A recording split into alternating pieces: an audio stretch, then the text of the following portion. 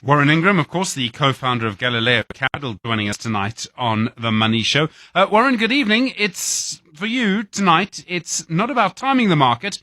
It's all about time in the markets. That's how you believe you actually make money through investing. It's a kind of almost a cliche, Stephen, but I'd call it a pearl of wisdom that's older than you and I. When we look at investing in markets, we kind of get tempted by big events, big news to make a rapid decision, either to buy into the stock market because things have been going up for quite some time and everyone's really positive, and we're sitting on the sidelines feeling that sense of FOMO, that fear of missing out, and so we decide to jump in.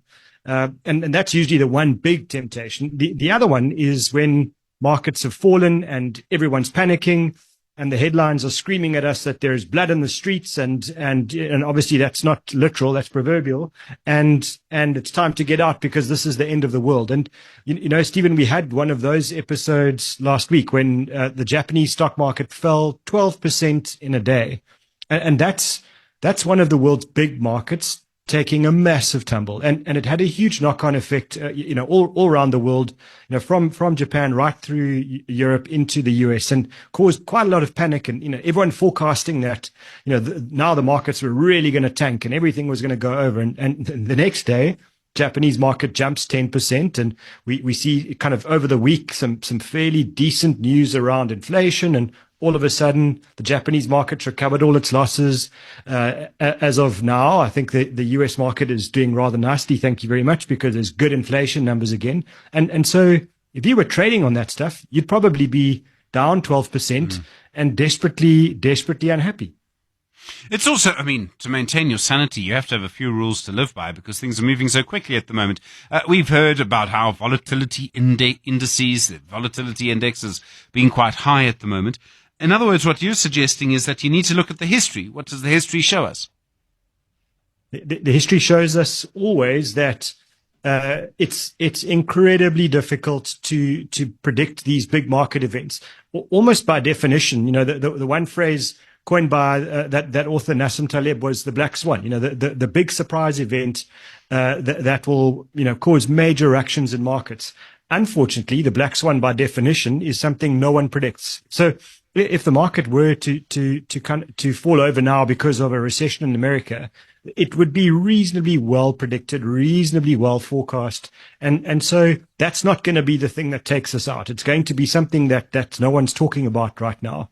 And if that's the reality, then my comment will be, don't try to make money or avoid losses by trying to predict the unpredictable. The truth is, if you stay invested in the stock markets for long periods of time, you're most likely to make very good money by simply being patient. And it's the one superpower that most institutional investors, most professional investors don't have. They don't have the luxury that an ordinary investor has, which is to say, I'm going to put money in, kind of going to forget about it for the next decade or two, and I'm going to look at it again once I need the money, and not try and anticipate everything. And it's the anticipation of events that causes everybody, professionals and and amateurs alike, to really lose money. And that's my first one: is stay invested. That's your superpower. It's the advantage you've got over everybody else.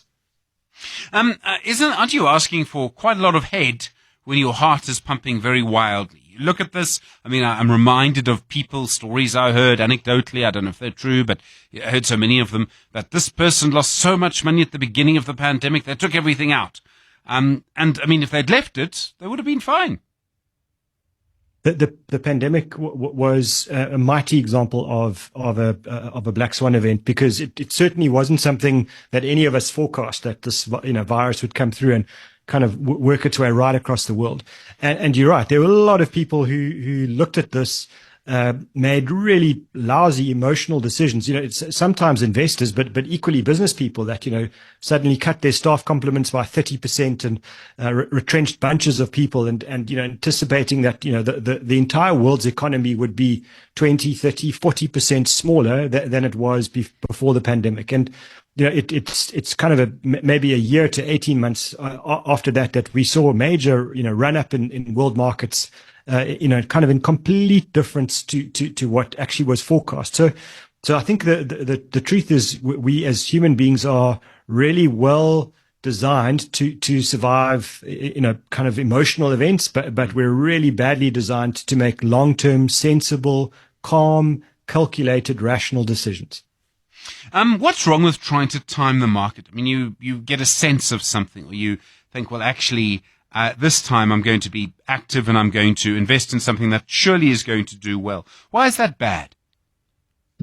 The problem with market timing is we for every sensible investment decision we think we're going to make, which is I'm going to buy low and I'm going to sell this investment, when it's gone up in price and then make some profits, you're actually making three decisions. So you have to be perfectly accurate 3 times in a row. And the first decision is you need to buy the investment when it's at a low price, when everyone else, for some reason, can't see the value and they decide that it doesn't have value. So you're the only person, or one of the only few geniuses out there that can see that this thing, whatever it is you've decided to buy, is actually worth a lot more than the whole market is deciding to pay for it. So that's decision 1. Decision 2 is you've got to then wait for its price to rise and be clever enough to sell before it falls over again. So you've got to be one of the first to say, okay, this is like musical chairs. I'm out now. I'm not going to be left without a chair. So you take the decision to sell.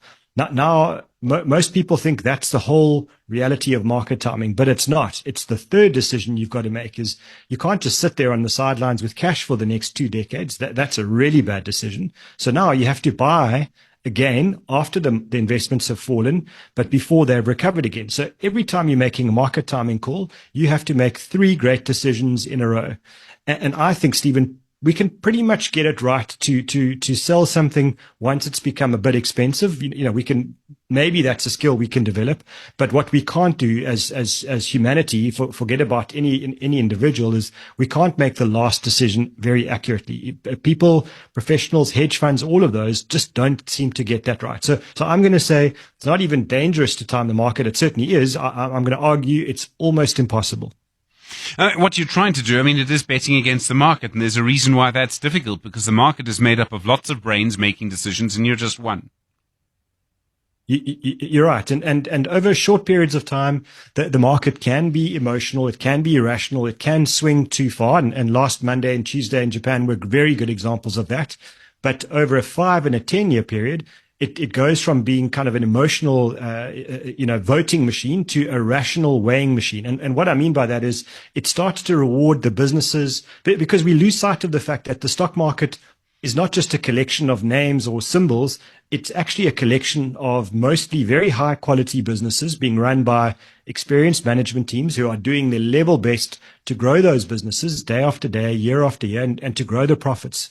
And what you're doing when you make an investment decision to buy the stock market is you're in fact investing in a bunch of, great businesses with very solid management teams, and you're aligning yourself with them to say, I believe I'm not going to use the word bet, but I'm investing my money in the belief that they will create money out of the capital I give them. They're going to grow their businesses, grow their profits, pay us more dividends over time, and I'm going to be the investor that profits from that. And that to me is a fairly sure way of making money compared to almost going to the casino, which is then market timing, which you're probably gathering. I think that's a lousy strategy. Mm.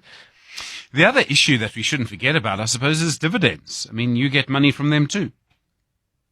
Yeah, and I think it's something we tend to forget when we hear on the news that they've the index is up, so the index has gone from whatever it is 79,000 to 80,100 today. What that's telling you is about the price. The price of the shares in the stock market index have gone up over the day, and we think that that's what the market's actually about, but that's not true.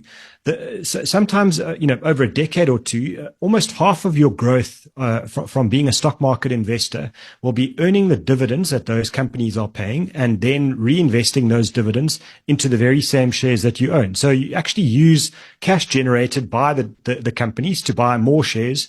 And so you accelerate the power of the compound growth of your money.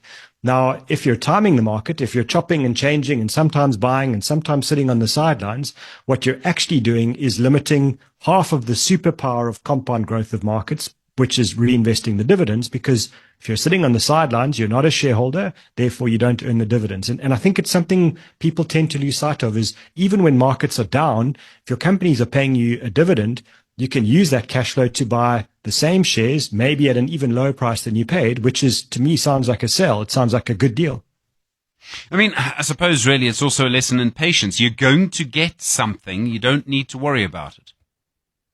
Yeah, and I think it's, you need to kind of take this thing as a concept, the market, and we often talk about, it's this as if it's just this, a ticker or a game, that people are playing, and when you buy the market, I'm a big fan of buying the whole market. I don't think I've got any particular skill to choose 5 or 10 shares out of the entire market and think that those are going to be the ones that are going to do well. I prefer to buy lots of companies that I think are good quality.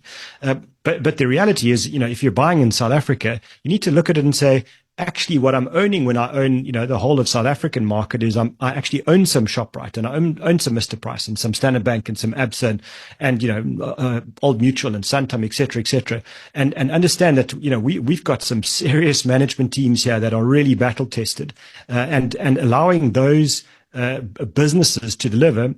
Kind of, if you realize that, then maybe it makes it a bit more easy and more tolerable to own them when the prices are going down, because you're still shopping, you're still banking, you're still insuring your car, hopefully, in which case you're still a customer and you're still benefiting from all the other customers if you're a shareholder.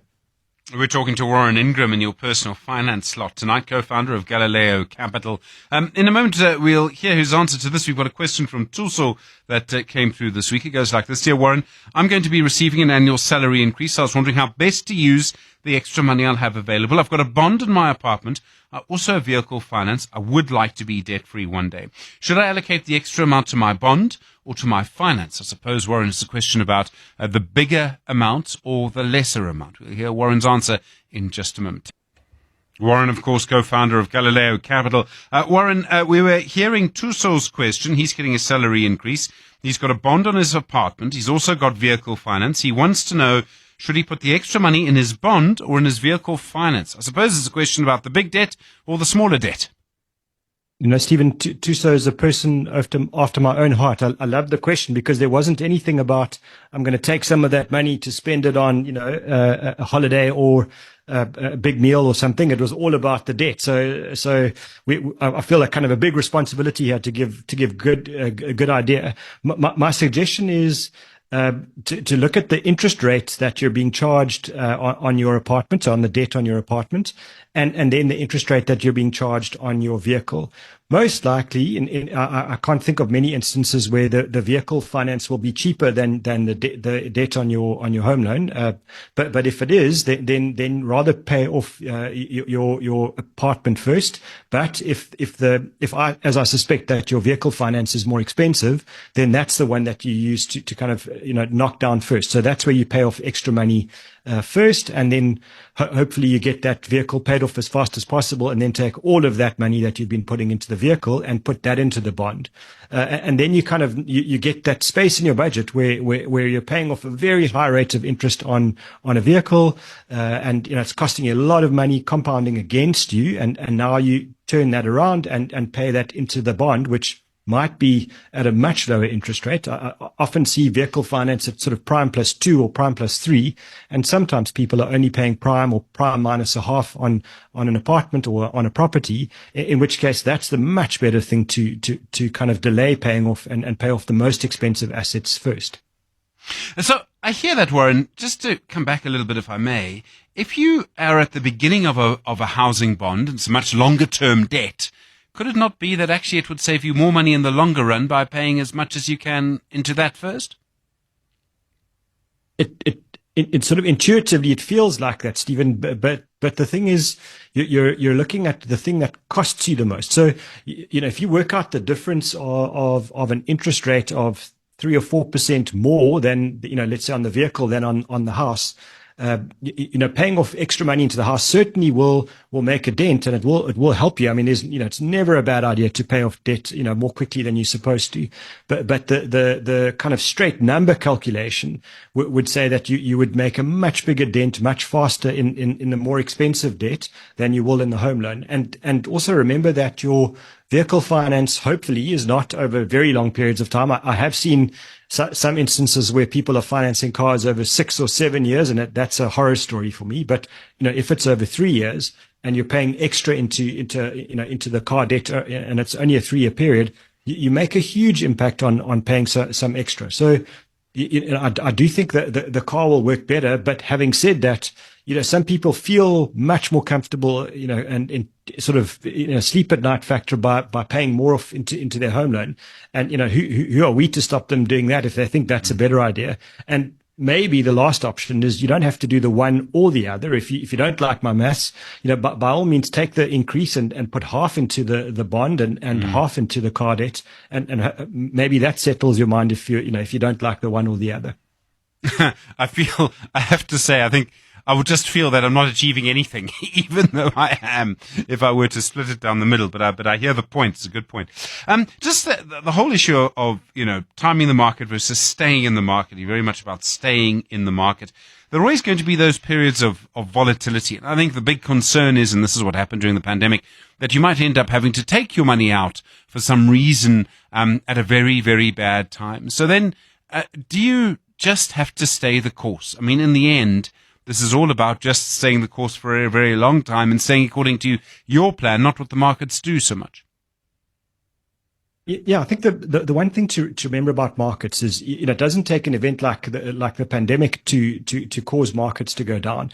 In almost every year, every calendar year, there is a time when the stock market will be down 10% over that year, sometime in that year. So you'll start the year at 80,000.